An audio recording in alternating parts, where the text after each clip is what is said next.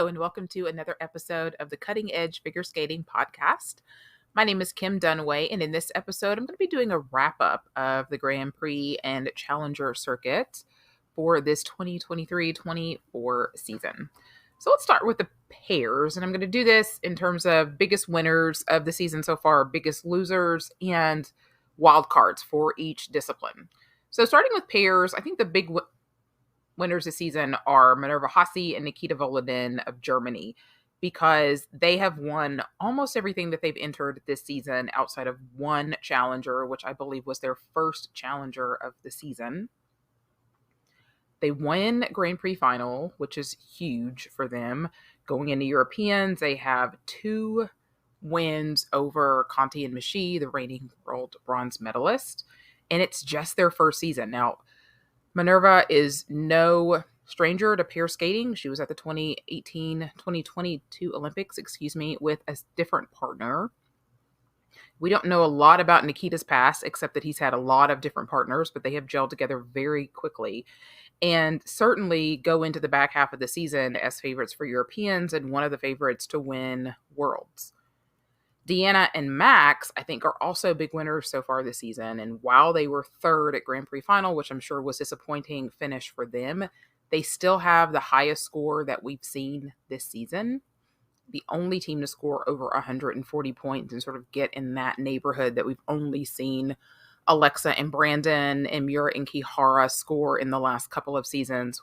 And that was for what was not even a perfect skate. There's room for improvement even in that number, even though historically Skate Canada, the scores tend to be a bit inflated. I still think that they go in to this season, second half of the season, as big winners for this first half. And I think that they managed to really improve from the first time that we saw this interview with the Vampire program at Autumn Classic. They certainly haven't reached the heights in their second Grand Prix or at Grand Prix final as we saw them reach at Skate Canada, but we know that the potential is there, and they're likely to walk into 4 continents as heavy favorites with no real challengers, most likely at that event, and can go into Worlds with a lot of momentum again. Big losers, I feel like, well, for one thing, U.S. pairs, just in general. This time last year, they were coming out of a Grand Prix final where they had 2 participants in Grand Prix final. And this year, they didn't have anyone, and they didn't have anyone close because they didn't have anybody outside of a brand new pair team of Chelsea Liu and Balazs Nagy even get on the podium. They got a bronze at Skate America. And frankly, that was it. I think the biggest disappointment is probably Ellie Kim and Danny O'Shea, who started off last season pretty strong, ended last season not as strong, and then really just have not really gotten going at all this season. They won their challenger, but they kind of won over a rather underwhelming field at that challenger. And of course, they had their first Grand Prix where they withdrew after the short program after a number of falls in practice. And then in their second Grand Prix, just didn't do well. It's been a really tough for Ellie. They upgraded their double throws to triple throws this year, but I don't think they've landed any of them cleanly, and their side-by-side jumps are already a huge issue for them. So you're really limping into U.S. Nationals for a team that I expected to really be pushing Shannon Howe for U.S. team number 1 this year.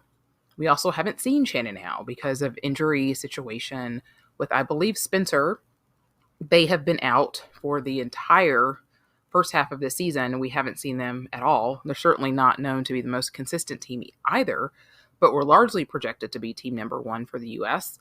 And then, of course, the flurry of other pairs like Plaza San Fernandez, the Mokoffs that we've seen in this Grand Prix and Challenger season have also left a lot to be desired. So it's very possible that we could have 2 teams do well at Nationals that can't even compete at 4 continents or World in Efimova and Mitrofanov, who are a new team, and also for Katie McBeath and Daniil Parkman, who are a new team. So I'll talk about more about them when we talk about the U.S. Championship previews. But in general, I think that the U.S. pairs are just kind of a big fat zero right now that we've seen so far in this first half of the season. I think the biggest wild cards coming out of this first half and going into national season and ISU championship seasons are, for one, the junior pair team of Anastasia Matukana and Zuka Buralava of Georgia. And I expected both Georgian pairs last season to really be a factor in both of their Grand Prix and Europeans and even at Worlds. And that didn't happen. By the time we got to Worlds, we only had one Georgian pair team, and they really shouldn't have even been there. And so those two teams broke up. And so now we have what is, I guess, a super pair between Meltikina and Buralaba. They said that they did not have confidence that they would get any senior Grand Prix assignments, so they went to the junior Grand Prix. And they have one of the higher scores this season. What they scored at Warsaw Cup, they also scored very well at the Junior Grand Prix final, where they won going away also. So they're definitely going to be a team to contend with if they skate anywhere near what they have been skating. I think they did side-by-side double axles at the pairs Grand Prix final. They're definitely capable of doing 2 side-by-side triple jumps, and I expect them to do that at Europeans. So it's going to be a very interesting storyline, and they're a huge wild card going into the second half of the season because we haven't seen them up against any of these other senior pair teams. And the other big wild card is really Ping and Wang of China, and they came away with a bronze medal in their at Cup of China and won the short program at NHK, only to unfortunately end up 4th at that event. They're coming in at a deficit because of their side-by-side jumps. We have a number of pair teams who I've mentioned many times on the podcast are doing this triple toe, double axle combination or some variation of it. And that is getting them a lot of points. And you have a team like Ping and Wang who are doing side-by-side double salchows, and they lose a lot of base value. And so it's going to be very difficult for them to compete with these other teams. But can they come up with a strategy for that second jumping pass that helps them? And can they skate clean enough where they could take advantage in a 4-consonant situation, especially a little bit tougher probably at Worlds, where if some of these other teams ahead of them with that higher technical base value make mistakes, that they can sneak in there. All right, so let's look at dance, because dance is an interesting one. I think the big winners here have to be Chalk and Bates and Farron Gibson. Chalk and Bates because they won their first Grand Prix final. Unlike the other top teams here, have not had a loss. And while they got close at Espa, just barely beating Forno Baudry and Sorensen in the free dance, they had quite a bit of space between them and everyone else in both segments at Grand Prix final. And so I definitely don't think that they're unbeatable by any stretch of the imagination. And we know how prone they are to making little to major mistakes in their programs, especially when the stakes are very high. But I don't think you can really come to any other conclusion based upon not just this Grand Prix season, but especially the entire calendar year of 2023, that Chalk and Bates are the team to beat going into the second half of the season. And then with Farron Gibson, I mean, huge win for them at NHK, and to really insert themselves firmly into that top 4 with the potential to play spoiler. I thought they should have been 5th at Worlds last year, and I certainly made the bold statement after Skate America that I thought Lajoie and Legat were better than they are. And I'm not backing down on that statement.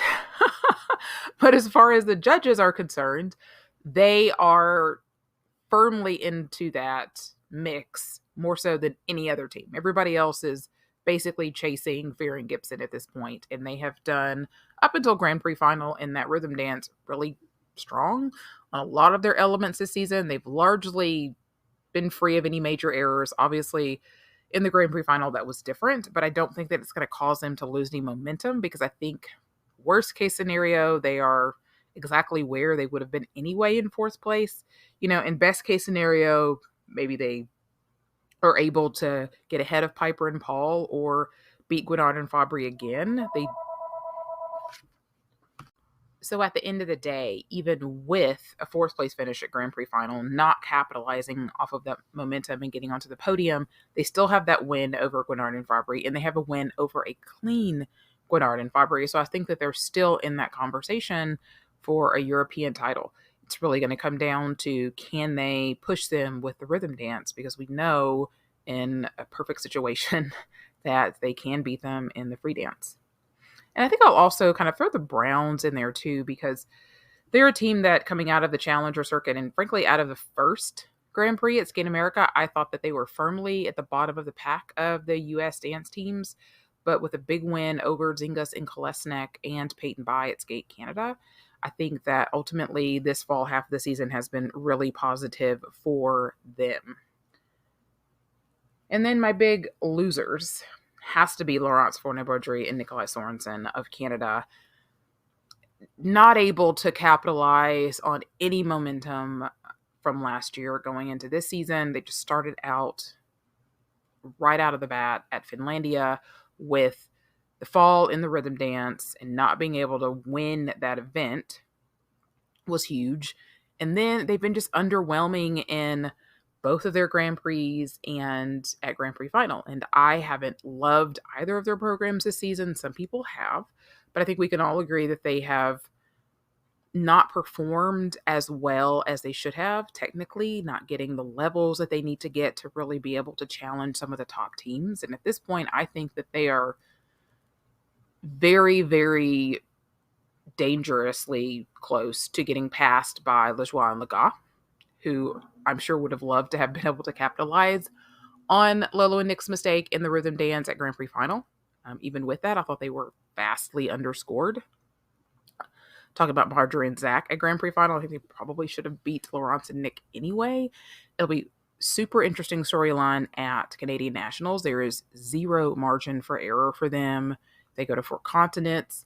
Same thing. And at Worlds, because if they can't get themselves back into contention with the top 4, I don't think it's ever going to happen for them. That might sound really dramatic, but there are so many up-and-coming teams. When you think about not just Lejoie and Laga, but the Tashlers, Turkula and Verse Louise, Reed and Ambrulavicius. Those are not necessarily young teams, but those are teams that are scoring very close to what Lolo and Nick are and performing better, in my opinion. And then my big wild cards for the ice dance season in the second half are Lejoie and Laga and these young teams like the Morascheks and Lemon Kwan. And I think they pose a huge threat, especially Lejoie and Laga, to Lolo and Nick, because if they can't stay above them, there's nowhere to go but down for them, unfortunately. And if you're Team Canada and you're looking at what team to promote, you've already got Piper and Paul, a top team, but in their 30s. Do you want to push that support behind Lolo and Nick, which is another team in their 30s who's kind of just treading water? Or do you want to put that momentum behind Marjorie and Zach, who look like the team of the future for Skate Canada? We don't know at this point what Piper and Paul are going to do even next season. So it's going to be real crucial for them in the second half of the season to really improve over what we've seen them do this fall. And if they don't, I think it's going to be a really rough road for them coming out of the season. And I mentioned those wild cards, the Tashlers, Turkula versus Louise, Reed and Ambrulavicius. I think at Europeans, that can be a really interesting story for the bronze medal at Europeans. I think the other big loser in dance is Caroline Green and Michael Parsons. I mean, they're a team coming in 6th place at Worlds last season, really capitalizing on Hawaii and Baker not competing in the second half of the season, really benefited from Marjorie and Zach not being able to be at Worlds last year, and came into this season so flat. And we have not seen an upward trajectory for them so much in the Grand Prix like you would have liked to have seen from them. Yes, they managed to get on the podium at, I believe it was NHK, but nowhere near what I was expecting from them coming into the season when I thought they would be pushing to be in the Grand Prix final. And again, like Fournier-Baudry and Sorensen, there are so many good teams in the U.S. Carrera and Ponomarenko, Zingas and Kolesnik, the Browns, that are really going to push them if they don't bring their absolute best to the second half of the season. So for me right now, those are your 2 big losers. And a lot of wild cards. And I'm going to throw the Morascheks and Lemon Kwan into that mix as well, because Lemon Kwan scored really well at Warsaw Cup, their last big senior international. How do they do at 4 continents, at Worlds? Can they get in the top 10 and really make a statement? So huge wild cards for me, a lot of different teams. moving on to the ladies, I think the big winners, I've got a lot of winners in the ladies. I've got Kaori Sakamoto of Japan, who has been lights out. And even when she hasn't skated well, she's been far above the rest of the competition. Ava Marie Ziegler, who had a rough start in the Challenger season internationally, and I certainly could not have seen that free skate at NHK Trophy to get her first Grand Prix win of her career. I would also put Lindsay Thorngren there because, of course, she has second place finish at NHK, and while she didn't finish as well as she would have liked to at Skate Canada, she was so much improved over anything that we saw from her last season. I'd also throw Nina Pinzaroni in there as well, who had 2 medals on the Grand Prix circuit, almost medaled at Grand Prix final, ended up 4th place, and just has had a very fantastic season. I think Kaori has definitely established herself as the woman to beat in women's figure skating. We haven't seen anybody really get close to that. Luna scored close to what we've seen Kaori can score at Skate America, and even at Luna's best was still 5 points below what we saw Kaori get at Skate Canada in that free skate where she got 150 points. In the case of Nina Pinzaroni, I think she's definitely going to push Luna. I think she's going to be in that medal conversation at Europeans. And if she plays her cards right, rotates her jumps, she could be in the medal conversation even at Worlds. It's not out of the question. I think for Ava Marie Ziegler and Lindsay Thorngren, the big question for them is, can they duplicate the success at U.S. Nationals? Because I would have said before NHK that Isabel Levito and Amber Glenn are absolutely the top 2 U.S. women. No doubt about it. Nobody is going to push them out of their position. And I would still say that about Isabeau. Like if Isabeau came out at U.S. Nationals and finished 3rd for whatever reason, I would still expect U.S. figure skating to put her on the team for Worlds, and I would support that decision. I think that she's been by far and away over the last 2 seasons the most consistent U.S. lady skater. I mean, she was 4th in the world last year. She almost medaled. She had by far and away her worst skate at Grand Prix final in the short program, but really rebounded with a nice free skate and pulled herself out of the basement there. So the real question comes to Amber, who to me is one of the big wild cards in all of ladies figure skating, U.S. international. I have 5 wild cards for the ladies. I've got Amber Glenn, Hana Yoshida, Rion Sumiyoshi, Wakaba Higuchi, and Kimi Rapond. And obviously 4 of those ladies have Ultra C elements that they have attempted this season. In the case of Amber, the 2 times that she has landed the triple axel in competition this season at Skate America and then at Golden Spin, the second half of her program fell apart. It was easy to look at Skate America as, okay, fluke. It's the first time she's landed it. You can see where the excitement was there. The emotions were too high. But then to go to Golden Spin, a competition with nobody there that should be in the conversation with Amber, and Amber was 2nd there. And not only did she make a mistake in the short program, but she landed the triple axel in the free skate and basically did that same exact thing that she did at Skate America, fell apart in that second half. And all of a sudden, going into nationals, I don't have a firm grip on who that number 2 U.S. lady is. I think if Amber could go to U.S. Nationals and win, she could finish 6th. It feels like it's that volatile. Now, if she goes into U.S. Nationals and doesn't attempt the triple axel, I would probably be pretty confident Amber is at worst 2nd place and gets on that world team.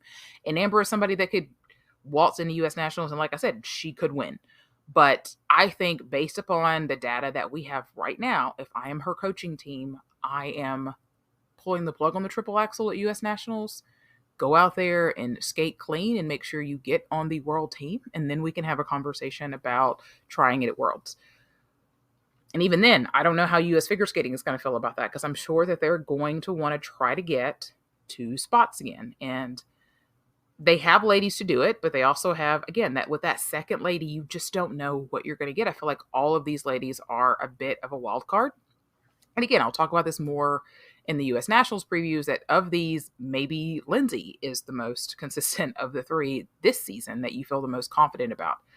I don't know. But Amber, huge wild card because she has the technical base value with that triple axel to compete for a world podium. But we haven't seen her put it all together. I mean, she had that enormous jump from 11th to third place at the podium at ESPA, which was just unbelievable.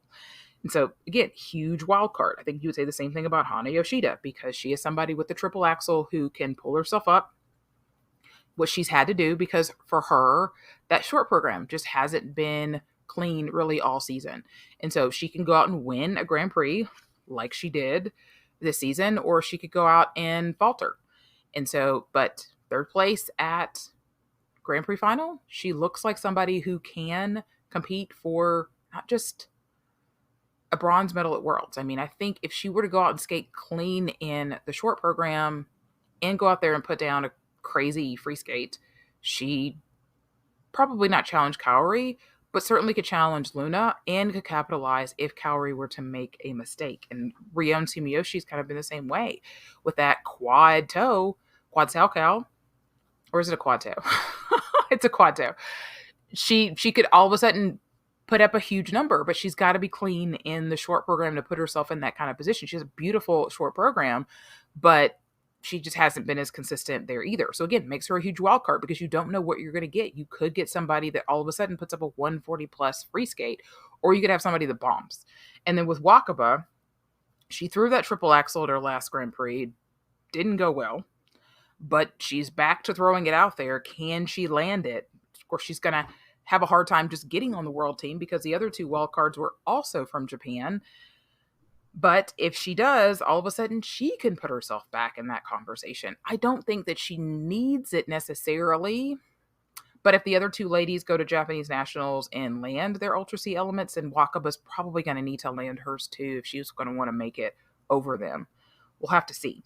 And then with Kimi Rapond, she didn't look great at her first Grand Prix. Turns out she was injured, had to withdraw, is back training and preparing for Europeans. And she is somebody that has technical content on her good days if she can get her short program together, which is usually where she makes mistakes, to contend for a European title. And because Luna's prone to make mistakes, and even if she doesn't, she could certainly repeat as a medalist again. So wild card for me. Big losers in this first half of the season. It would not have seen myself saying this before the beginning of the season, but the Korean women have just really been disappointing this season. I mean, I wasn't expecting big things out of Youngyu, and frankly, I think of the Korean women, she's been the least disappointing. But Yellen Kim, if you don't know, did not have a great nationals and is not on the world team, which is unfathomable if you think about it. But she's not. Hyen Lee barely made the world team, and she has been just very close to her best, but just not there. Just always a little underwhelming, under rotations here, a little mistake here that has kept her off the podium in both of her Grand Prix. Didn't bring her best to the challengers either. So can she pull a 2023 in 2024 and whip herself back into shape by 4 continents and worlds, or is she going to continue to be disappointing? And then even in Chaeyeon Kim, who had great worlds, I had high expectations of her. She ended up maybe feeling just too much pressure going into her second Grand Prix and did not make Grand Prix final. She will be on the world team, but can she rebound and do what we know that she's capable of? But so far this season, the Korean women just have been very disappointing. And the fact that we did not have a single Korean lady in the Grand Prix final was just really, really shocking. And then finally, the men. Big winners here. I've got Ilya Malainen, obviously, winning his first Grand Prix final, just continuing to do the craziness that he does, landing a quad axel in the short program, attempting all 6 quads in the free skate at Grand Prix final, finding a way to lose with 300 points at Grand Prix France, and, making an attempt and making some strides to increase his program components in the offseason and working with Shaylin. And we're starting to see the fruits of some of that work. No, he's not Shoma Una yet. No, he's not at Yuma Kageyama level, but he is somebody who's making strides to sort of maybe not match the PCS with the the technical content, because that would be a huge ask because his technical content is just outrageous, but at least get to where it's not a liability for him this season. And then for Adam, I mean, Adam Sio-Himfa of France, who I think about him at the Olympics just with the Star Wars program and making a name for himself just like as this interesting skater to watch, but not really ever seeing that he was ever going to be in the mix. And the way that he has transformed his technical content this season is phenomenal. He actually attempted a quad flip at French Nationals this past week, which it was not successful, but he's actually actively working on even more quads to put. And he beat Ilya this season, which is crazy. So now, with the increased technical content comes more risk. And so it didn't pay off for him at Grand Prix final, but he has gotten some big wins over Ilya, over Shoma, and he goes into Europeans as the definitely big favorite, and he's still very much so going to be in the conversation at Worlds. It's going to come down to, can he perform his best on that big of a stage? And then I'll also throw a bone for one of the big winners of the Grand Prix to Lukas Brycki, who has done just pretty much everything that he could possibly do. Got on the podium at NHK, has two really fantastic programs, and just continues to really wow. And I think he's another one who's very much in the conversation to repeat as a medalist at Europeans. Big losers. Kevin Amos, which is a recent addition, because I would not have said that after his first two Grand Prix, which were really good for him, especially at Skate America, where he was just out of this world, but completely fell apart at Grand Prix final and didn't stick around to answer any questions from the media. So nobody knew exactly what the deal was. Was he injured? Was it he just had a bad day? Shows up at French Nationals, has a decent short program, and completely fell apart again in the free skate, and ends up like, I can't even remember, 8th, 9th, something like that at French Nationals, which is wild. So all of a sudden, it looks like we're having a return of unreliable Kevin. So what are we going to get at Europeans? Are we going to get the Kevin that was just off the podium last year that could, if not contend for a title, if Adam is at his best, but could contend for a title if Adam makes a mistake or two, could finally get on the podium because Kevin has been 4th twice? Or are we going to get this version of Kevin that we've seen the last couple of competitions that was 26th at Europeans in 2020? So I don't know, but all of a sudden just a lot of questions about Kevin. And then Junwan Cha, unfortunately, big loser in the first part of the season. Not great at his challenger. Not great in his first Grand Prix, withdrew from the second one, had some kind of an injury, still went to his ranking competition because he had to, because in Korea, if you want to be on the world team, you've got to go to the ranking competition. So he went to the ranking competition with a lower tech content than what he's been doing all season. He took out the quad 2, I think just did the quad sal, and was much more successful there doing that than trying to attempt 2 quads in the short program and trying to do 3 in the free skate. And so I think that is probably the smarter strategy going forward, because at this point he just needs to skate well, and they need to worry less about him competing with the Shoma Unos and the Ilya Malinins at this point, and just try to get him back to some confidence. I think he's got 2 good programs. I like the Masquerade Walk short program. I like the Batman free skate. But, as far as international competitions this season, we haven't seen really either one of them skated very well to what we know he's capable of doing after last season.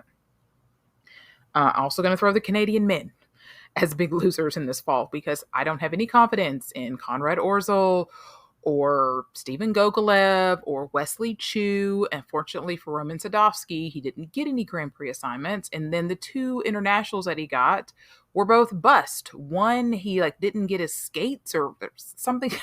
If I remember correctly, I think his skates didn't arrive, or they lost him or something like that. Something else just happened at Golden Spin. And so, unfortunately, we haven't even seen Roman Sadovsky, which, frankly, is, from what I've seen of the other Canadian men, probably still Canadian man number 1. But they have been punishing him ever since he fell apart at Nationals last season. So 2023 was just not a good year for Roman Sadovsky. So hopefully in 2024, things will improve for him. But just as a general, the Canadian men have just been awful, and not much better than that have been the American men not named Ilya Malinin, because Andrew Torgashev, not great. Camden did okay in his last Grand Prix, but he's been underwhelming. Actually, he's probably been typical Camden, which is usually underwhelming, which is like, flashes of brilliance here and disappointment there.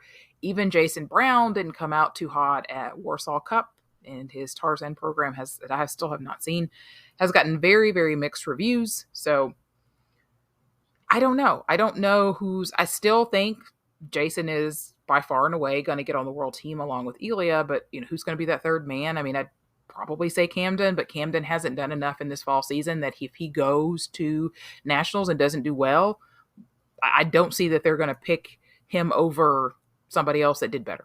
Liam Kapakis, lovely skater, didn't have a great fall season either. So just in general, very, very underwhelming for the American men. And, you could make a case for throwing Shoma in there as a big loser, which sounds ridiculous for someone who got 3 silver medals this fall.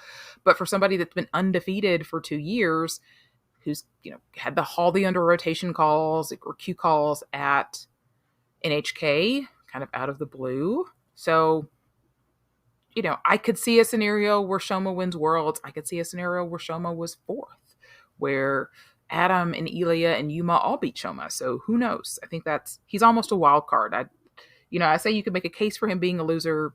Maybe he's more of a wild card. And I would definitely throw Yuma Kageyama as a wild card, because coming back after an entire season off to make the Grand Prix final, not be at his absolute best at Grand Prix final, but still get on the podium. And he is, like I've said, 1 quad away in the free skate, maybe even a clean free skate with the content that he has away from being world champion. He is so, so close. I think he has probably the best program of the season with his free skate. So massively, massively interesting with the men. And I think that, since the Olympics, the men have just been killing it in general. A lot of really good programs out there. And if we certainly, with the tech stuff that they're doing, is just unreal. So in general, some of the programs that have really stood out to me in this season, just across all 4 disciplines, going back to pairs, really love Deanna and Max's interview with the Vampire free skate. Didn't love it when they debuted it at Autumn Classic, but this is why you continue to watch these programs. It's fun to see them grow. Just the drama and the excitement that they had at Skate Canada. For me, that's right now like the top pairs program of the season. And also give a little nod to Hawk and Kunkel. I gave them a hard time for their short program earlier this year, but I think now that you've seen the vast array of different programs, it just stands out so much more because it's different and they bring so much energy to it. In dance, I really love so many programs. Like, it's going to be tough at the end of the season when I have a season's best list. But right now, the ones that really stand out to me, Orihara and Piranen's Chicago program is just fantastic. Both of them are just at an 11 the whole way through. I love their musical selections, their costumes, the whole thing is fantastic. I love Lemon Kwan's free dance to Umbrellas of Cherbourg. Also love the drama, love the passion and the intensity that they bring to that program. And then Reed and Amber Levicious, their Guns N' Roses rhythm dance was really the first rhythm dance of these 80s that I even liked all season. And it still stands out to me as just such a great, fun, and different program. For the men, it's pretty much hard for anybody to beat Yuma's Rain in My Black Eyes right now, even though that music we've heard so much over the past several seasons. Really love his interpretation of it. And also really love both of Calbura's programs. I would love them a little bit more if he would skate them clean, but I love the intensity that he brings to that free skate, even though sometimes maybe it's a little too much. And then I also love the musical selection and the choreography of that short program too. And then for the women, really love Isabeau's short program. I know a lot of people, they haven't loved the costume, they haven't loved the program, but I have enjoyed it thoroughly from the very first time I saw it this season. Really love both of Amber's programs, even the Exogenesis Symphony No. 3 that we've heard a lot this season, but that short program stands out a lot as well. And I actually really like Rinko Watanabe's Avatar program. It's, again, hasn't been perfectly skated, but the music is so great. Her costume is fantastic. Love that short program from her also.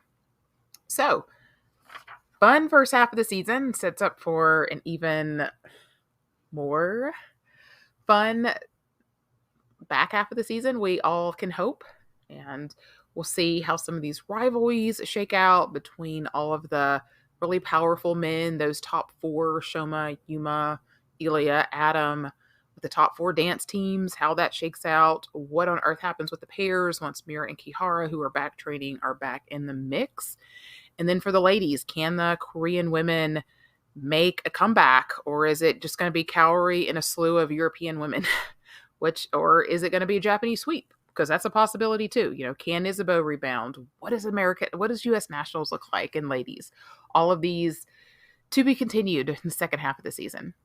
As always, thank you guys so much for listening to the podcast. So I'll be back in a couple of weeks with my top 10 moments of 2023. Until then, you guys have a great holiday season, whatever you may celebrate. You can find me on all the socials at Ice Skate Podcast. If you have thoughts about some of your best moments from this season, feel free to send me a line at thecuttingedgepod@gmail.com. Have a great week.